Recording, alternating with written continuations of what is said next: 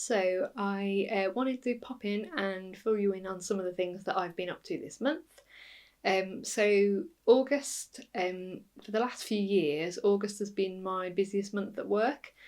And we still had Sewing Weekender every August, so it didn't stop me working with Kate and Rachel from the Fold Line to organise the Sewing Weekender. But other than that, it tended to be a really manic month and most of the focus was on work. So I changed jobs last November, and August is no longer particularly busy for me, so I've been making the most of it. So I have been on 2 courses this month. And the first of those was 7 days, basically, so it was a full week, and it was with the Association of Weavers, Spinners and Dyers, which I'm a member of, and they organise a summer school every other year, and they hire a venue, which is normally an agricultural college, and it moves around the country. So this year it was just outside York.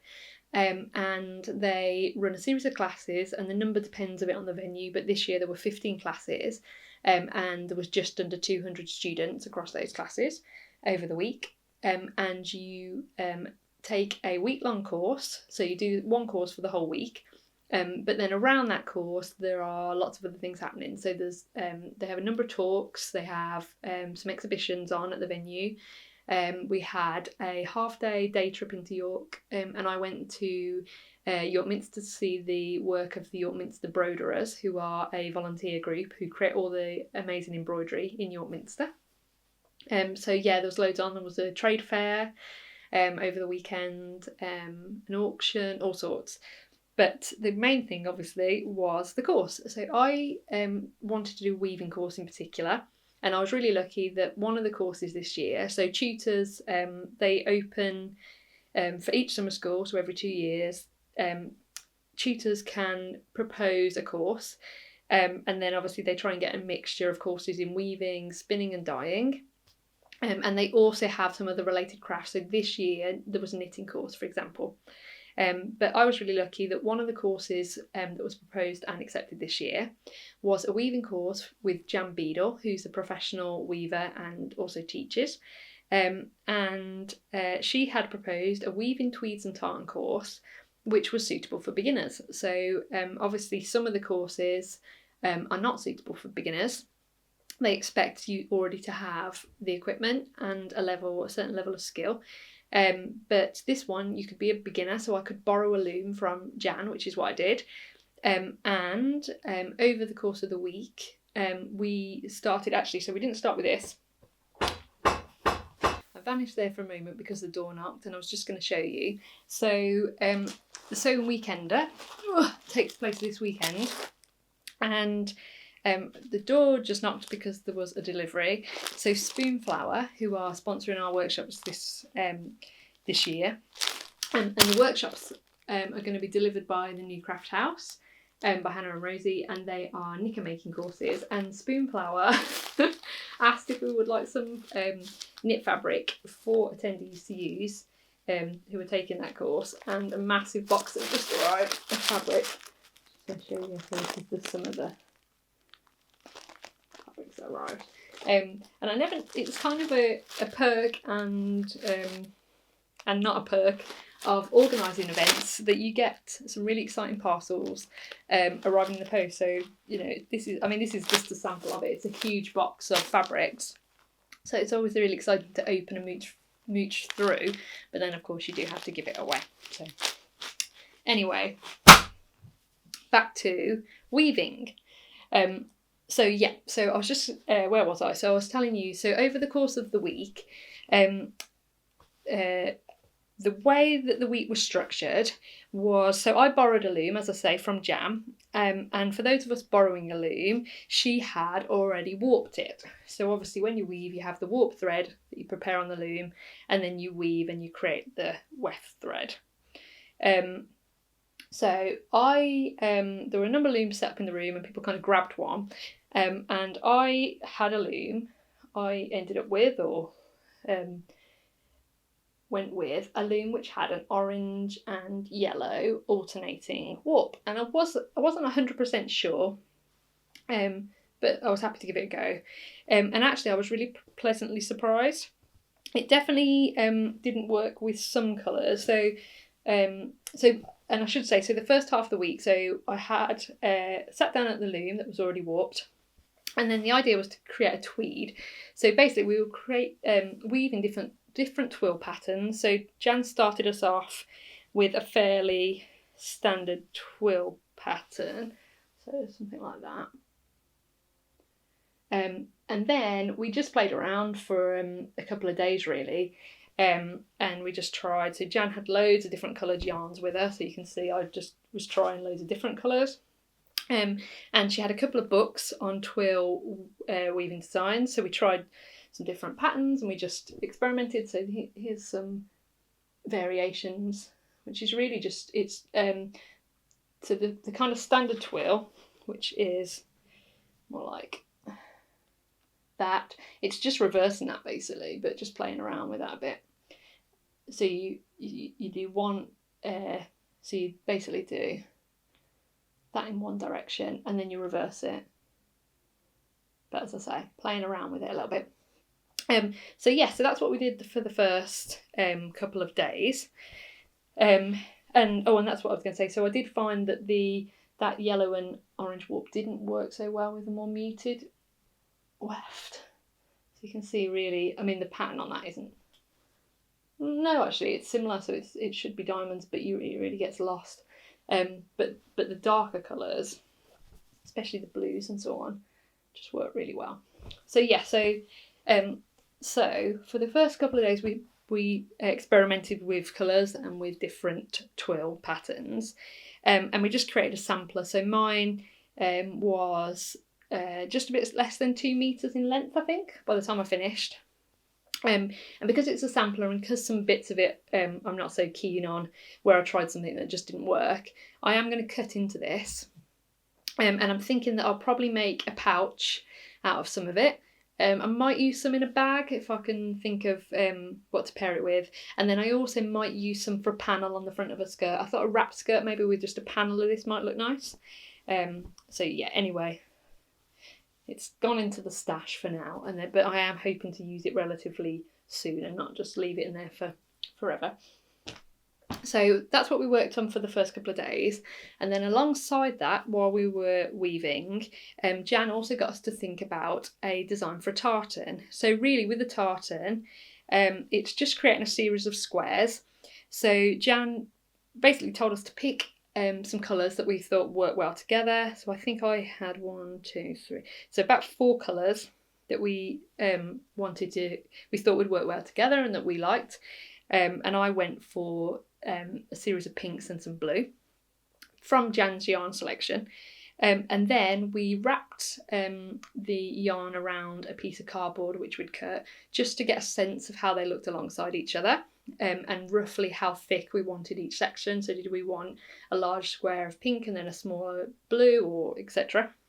And once we were happy with that, we then prepared a warp. So there's various steps involved in that, just in terms of working out the measurement, and then preparing the thread on a warping board, which is what we did.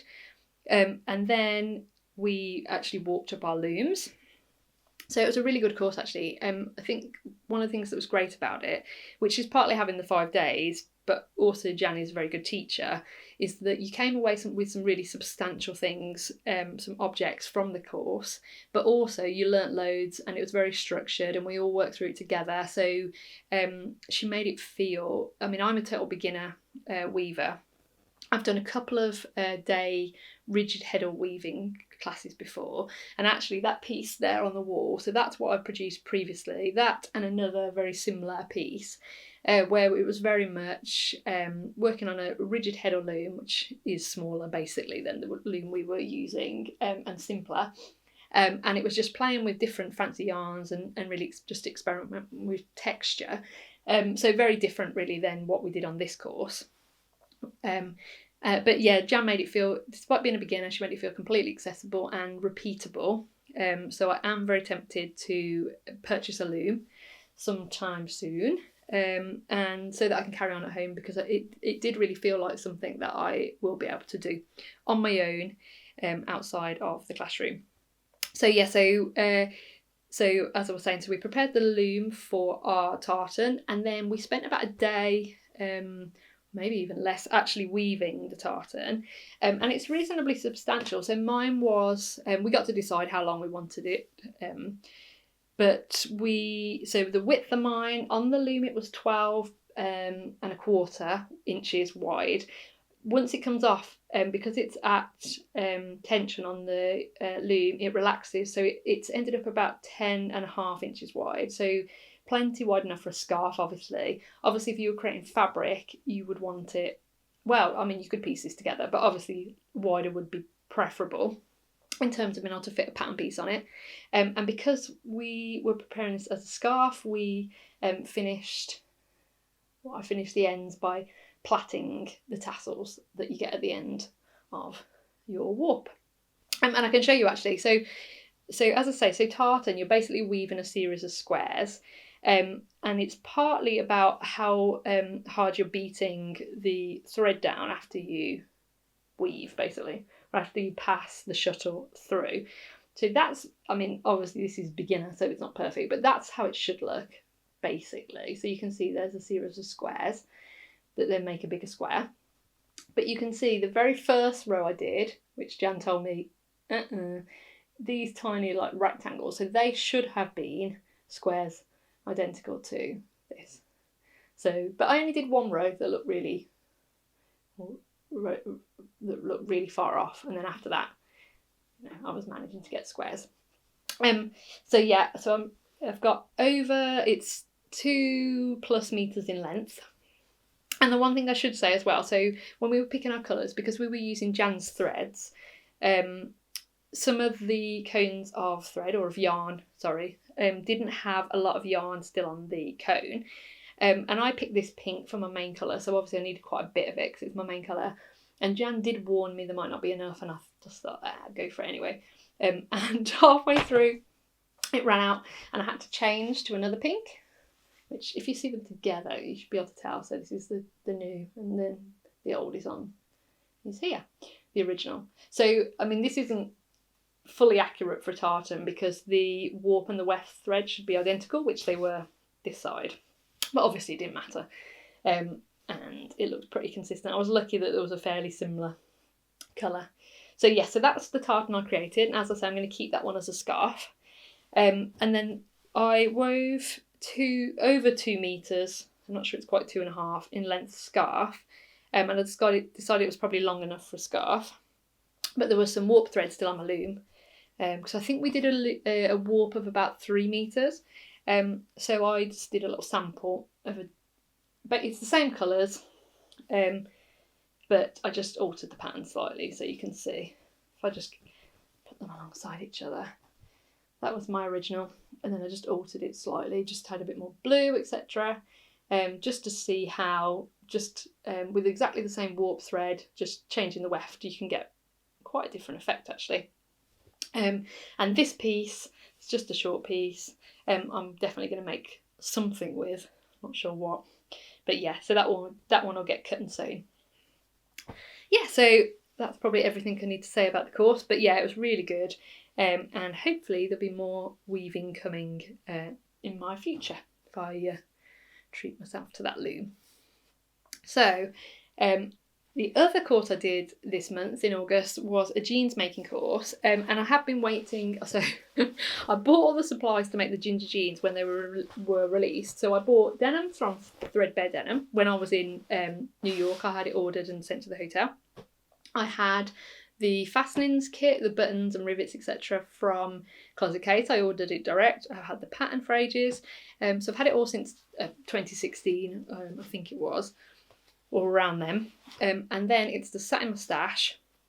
For no reason really, it's just one of those projects that feels a bit more like it's going to be a bit more of an effort to motivate yourself. So a while ago I thought that the best way to do it is to book on a course and then just spend the weekend and get some jeans made. Rather than leaving them in the supplies in my stash forever. So I attended a 2-day jean making course, which it got the supplies out my stash. I think, they look like jeans. They're not quite finished. So during the course, we managed to basically construct the jeans, but obviously the back pockets aren't on, the rivets aren't on, etc. The fly's in, so the main bulk of construction is done. However, I did something really stupid and vain, basically, which is that so my measurements put me in a size 10 on Closet Case, and I've actually cut the project that I'm working on right now is a pair of Pietra shorts by Closet Case, which I'll show you actually. They're in this kind of reddy pink and white linen from Minerva. So I'd already cut those before I went on the jeans making, and cut a size 10. I looked at the jeans measurements and thought, yeah, it's the same, I'll cut a size 10. And then we were revised on the class to size down because of the fact that denim relaxes with wear. So, you know, the advice was make them skin tight and then they'll relax after a couple of wears to be kind of a perfect skinny fit. But in retrospect, if I had been advised to make them a size bigger, I wonder if I would have challenged and gone with the advice on the pattern. But because I was asked to make them a size smaller, or in fact I graded between two, so they're a size smaller in the body and then they're 2 sizes smaller at the waist. And I think, to be honest, I went along with it out of complete vanity, that it sounded exciting to be a smaller size, particularly as I've increased size fairly recently. So I was still a bit uncertain on my current measurements. I measure at the moment before every project, which actually is good practice anyway, so nothing wrong with that. But I've had quite consistent measurements for years, and so it was always just look at the pattern chart, cut that size of the pattern. But lately I'm measuring every time, which is good really. And I think just having kind of been given permission to make a smaller size, I just went with it, and obviously they don't fit. So we did try them on during the process and they were really skin tight, but they fit. And then I think probably once I had overlocked the seam, so you've lost a bit of give there. Once I'd top stitched, so you've lost a bit of give there. I'd pinned one of my back pockets on, which probably takes a bit of give as well. The waistband was on, which obviously I guess you've lost a bit of give there too. And so when they were at this stage, when you know you should be at the end of construction, I couldn't get them on at all. I could not get the zip on. It was definitely going to break if I even managed to pull it together. So anyway, lesson learned: no vanity sizing. Stick to the size based on the pattern measurements, unless obviously there's lots of advice out there that a pattern is massively oversized, or measure the pieces and know for sure. So yeah, and these, I might save them. I have got some of this denim left, so I might create a side panel. Because to be honest, I don't think it would look particularly weird. I think it would look alright. Or I might give them away and start again. But next time, I'm going to size for my actual body. So, but anyway, at least it got up my stash. And the one thing I was going to show you as well was that the class was Saturday and Sunday. And on the Saturday night, we could bring our pockets home if we wanted to try and create a design on them. And I remembered I had a Google online. I didn't have very long. I only had a couple of hours at home that evening. But I had a Google online and I saw some really cool embroidered back pockets. And my hand embroidery skills aren't particularly strong. And also we didn't have very long. In theory, we were thinking we needed these ready for Sunday, although we didn't get to the point of attaching them. But I remembered that I had a charity shop dress which I bought some time ago with the intention of cutting the embroidery off it because it had some really nice embroidery, and so that's what I did. So I on the Saturday night I cut really closely around the embroidery on that charity shop dress. So this is one of the embroidered pieces that was on one of my pockets. So I cut really closely around that embroidery. I found some fabric glue out of my stash and I stuck it down to the pocket, and then I left it overnight just to stick, and it worked quite well actually. And then the following morning I didn't have time to hand sew because I was trying to get it done that morning, so I just did a machine zigzag stitch, and I just changed the colour of my thread as I moved along. I'd probably used a yellow here and a green here, so not being too careful about it. But yeah, I think think they look pretty cool. So that was one of them. And this is the other one, which has got a slightly bigger embroidery. So I think they'll look really good. They look really nice on the dark denim, I think. And obviously I've still got a top stitch around these, and then attach them onto a pair of jeans. But yeah. And then, a couple of other things that I was going to mention. So one of them is what I'm wearing, actually. So one of the other things that I took part in recently was the Ogden Ida swap arranged by Jen and Samantha. And I've never made the Ogden Cami pattern as yet, so I thought that the swap was a really good opportunity to finally try the Ogden and also to participate in an online swap. So I was really lucky to be paired with Ceri Luna, who made me this lovely linen. I'll stand up. Linen Ogden with a little shoulder tie hack in some fabric from Sew Me Sunshine. So thank you very much. And the other really satisfying, so I received a lovely parcel. I enjoyed making the Ogden, and the other satisfying thing is that there's a lot. I do try and tend to take part in online garment swaps, but I'm often rushing at the last minute. I'm often sending the parcel late, and this one I managed to get out on time. And Ceri was even more organised than me. This arrived even before I sent hers, I think. It was all on time, so that was really very nice. Not stressful, so perfect. So thanks to Jen and Samantha for organising, and to Ceri for my Ogden. And then I was going to show you actually, so the most recent thing that I've made, so me and Phil haven't been on holiday together because I went off to York for summer school, and then I'm off to Sewing Weekender, etc. I've been away from home a bit lately, but we haven't been away on holiday together for a while. So we decided that we ought to book a holiday quick, a last minute holiday quick, before we have other things coming up, or we wouldn't manage it. And I did ask, could we please go somewhere hot, because I fancy making a new swimsuit. So we're off to Croatia after the weekender, and I decided to make the Pilator swimsuit by Opium Patterns. So in fact I'll tie the front. So I'm sure you've seen this. There were some really lovely versions of this made this summer, including Katie from What Kate Sews. So it is a one piece, but it's got an open back and stomach, although the pants come up quite high actually. They came over my belly button. So the fabric I used, if you can get it close enough, is a Liberty swimsuit, which I bought direct from them off their website. I've tied that really badly actually. And the pattern has a tie front. You can't really get such a sense of it off the body, but yes, that's better. So it's got a tie front. Yeah, and it was really quick. I've decided lately I'm quite interested in how long it's taken me to sew garments, just out of interest. Over Christmas I was sewing filler coat, and it just felt like it took forever. But realistically I have no idea how long it took. I could not tell you. And I think because I often sew in short, which as most people do, I often sew in short bursts of an evening. Sometimes it can feel like a project's taken quite a long time, when realistically it probably hasn't. It's probably lots of just different bursts of sewing. So I'm trying to timesheet myself, just out of interest really, of how long projects do take, and it's quite useful reference I think for if you want to make them again. So this is the first project that I timesheeted, and I didn't include the cutting out, but the sewing, the construction of this took 6 hours. Which I think is pretty good, and I'm not a particularly speedy sewer, I don't think, and you know, I'm not racing. That's how long it takes me when I'm having cups of tea and listening to audiobooks and, you know, sending the odd Instagram message.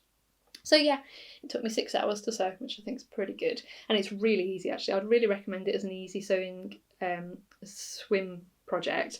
I previously made the Bombshell swimsuit, and it was a few years ago now, and I was much less experienced sewer, and I did struggle a bit. I'm sure I would find it easier if I remade it, but I did struggle a bit, and I was really glad of the ruching on that pattern. Basically hides a load of sins, so I was able to pull it in and add in extra elastic, and you can't tell under all the ruching. But this was definitely easy. I mean, that bodice is super simple because you just make it twice and self-line it. Not even any elastic. There's nothing apart from the fabric itself in the bodice. And then the pants are pretty simple because they're just basically a fairly straightforward pair of pants with some elastic at the front, the back, and round the legs. And then you just join in to the top at the side seams. So, but yeah, I really recommend that pattern. And obviously I've only tried it on to test the fit so far. I made it straight, size 4, no alterations, and it seems to fit great. So I'll give it a try in the pool or on the beach soon. And no doubt bombard you with some pictures and let you know how I get on. So I think that's about everything. The only thing I was going to mention, actually, final thing, which I thought was quite funny. So when I was so for the swimsuit and for the jeans, I had to have a raid through my haberdashery stash to find the relevant jeans needles, stretch needles, elastic, etc. And in amongst them, when I was looking through, I found this. I was just going to show. I found this little purse clasp, which is really cute actually. I want to use it. Which from Guthrie & Garney, which I bought.